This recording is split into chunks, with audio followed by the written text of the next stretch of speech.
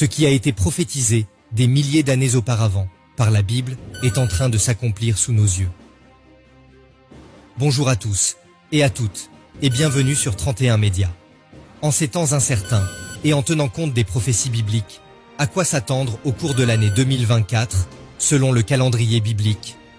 Car rappelez-vous que dans la Bible, il est écrit qu'en tant que chrétiens, nous ne sommes pas des enfants des ténèbres, pour que ce qui se déroule dans le monde nous surprenne. Cette vidéo est donc un appel à prêter attention aux prophéties et aux événements qui ont cours sous nos yeux dans notre monde d'aujourd'hui. Chaque jour, nous voyons des prophéties bibliques se réaliser autour de nous. À l'approche de 2024, l'importance de ces prophéties s'accroît. Nous ne pouvons pas ignorer les signes. Mais avant d'aller plus loin, si vous n'êtes pas encore abonné à notre chaîne, nous vous invitons à le faire. Et n'oubliez pas de donner un pouce j'aime à la vidéo. Allons-y. Voici donc 5 tendances prophétiques à surveiller au cours de l'année 2024.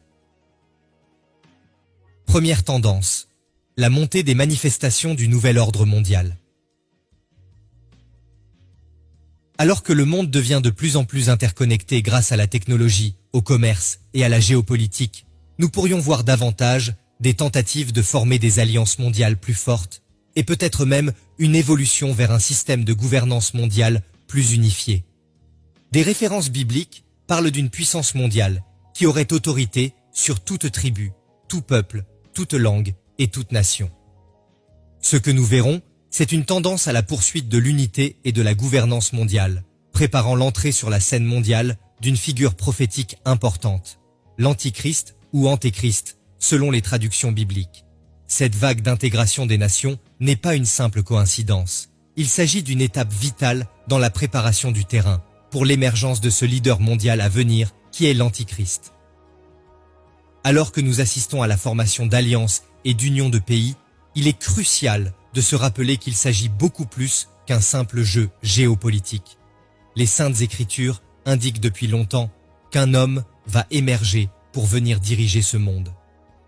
Il exercera une influence inégalée et contrôlera le système financier mondial. Tout dans le monde aujourd'hui est interconnecté. Aucun événement n'est plus isolé.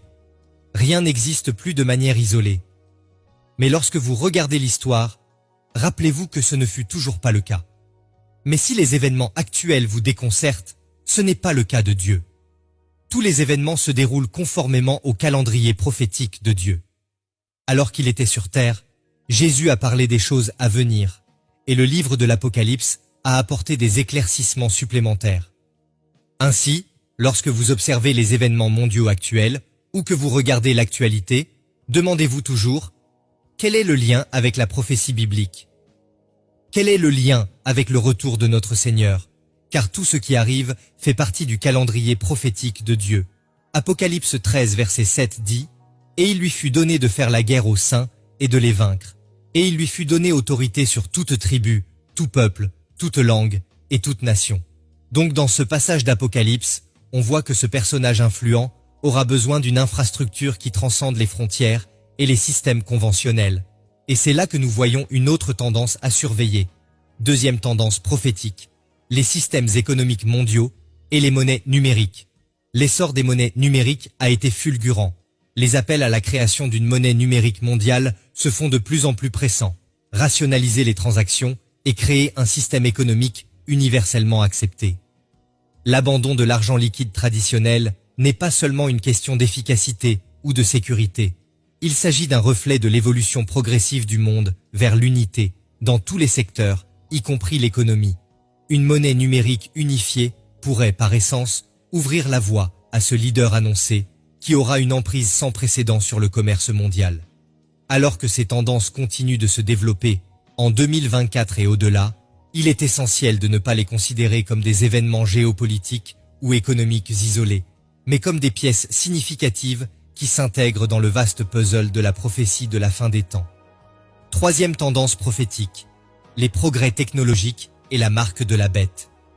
Si l'on recule d'un siècle, voire de deux, les domaines de la science et de la technologie tels que nous les connaissons aujourd'hui nous paraîtraient presque étrangers. Les progrès que nous avons accomplis en un laps de temps relativement court sont tout simplement miraculeux. Depuis la création de machines rudimentaires jusqu'au monde numérique sophistiqué, dans lequel nous sommes profondément ancrés aujourd'hui, le parcours technologique de l'humanité témoigne de l'innovation, de la curiosité et d'une quête incessante de l'inconnu. Il est dit dans Apocalypse 13, versets 16 à 17, « Et elle fit que tous, petits et grands, riches et pauvres, libres et esclaves, reçussent une marque sur leur main droite ou sur leur front, et que personne ne put acheter ni vendre, sans avoir la marque, le nom de la bête ou le nombre de son nom. » Ce passage dépeint une image qui, pendant des siècles, a été considérée comme une prophétie lointaine, presque éthérée. Elle parle d'une époque où les individus porteront une marque sur leur main droite ou sur leur front, une marque qui devient le déterminant des transactions économiques, une condition préalable sans laquelle on ne peut s'engager dans les actes fondamentaux que sont l'achat et la vente. Bien que inimaginable dans le passé, l'évolution technologique rapide d'aujourd'hui rend cette écriture biblique de plus en plus plausible.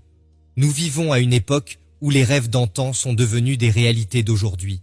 Les impossibilités du passé, comme un système mondial surveillant chaque transaction à laquelle vous participez, se sont transformées en possibilités. Un tel niveau de surveillance était impensable et techniquement invraisemblable il y a 100, 200 ans.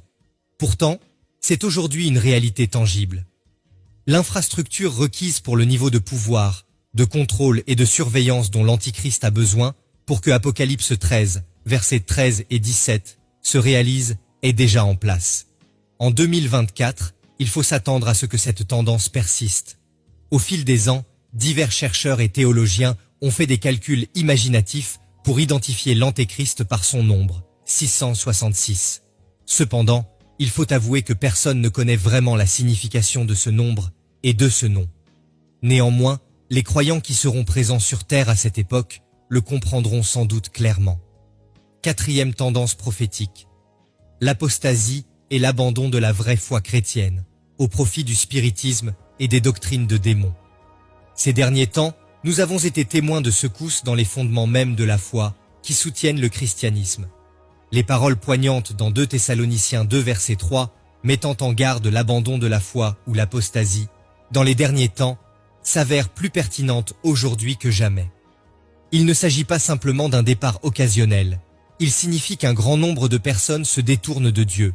Il ne s'agit pas seulement de quelques individus ou d'une minorité. Il s'agit d'une rébellion mondiale sans précédent contre Dieu. Ne voyons-nous pas cela à notre époque? Le monde semble détester ce qui est saint et juste, tout en embrassant le péché et l'impiété. Dans les pays occidentaux en particulier, les églises dites traditionnelles comptent de moins en moins de vrais fidèles. La ferveur que beaucoup avaient autrefois pour le Seigneur a diminué. Il n'y a plus de vérité, chacun construit sa propre vérité. L'amour de beaucoup s'est refroidi. L'Église s'est glissée dans le monde et le monde s'est glissé dans l'Église. En tant que chrétien, il est essentiel de veiller à ne pas se laisser influencer par le monde. Le monde essaiera toujours de nous modeler à ses croyances et à ses idéologies. Mais nos croyances doivent s'aligner sur la parole de Dieu, la Bible. Le monde essaiera de nous faire accepter des choses que Dieu ne tolère pas. Le monde n'encourage pas une vie sainte et juste, mais soutient une doctrine hédoniste. Le monde pousse à la satisfaction immédiate et aux plaisirs éphémères. La religion de ce monde est une religion de la chair. C'est une religion d'assouvissement de la chair. Elle vous donne l'impression que vous avez le droit de pécher, de donner la priorité à vos intérêts personnels au détriment des autres, ou de vous livrer continuellement au péché parce que c'est soi-disant agréable. Mais n'oubliez pas que de telles influences vous éloigneront des enseignements de Dieu. Une tendance troublante émerge dans le monde et s'infiltre dans l'Église. Ce sont les gens qui disent « Je suis chrétien, mais je ne suis pas la Bible ». Cette affirmation est tout aussi contradictoire que ridicule.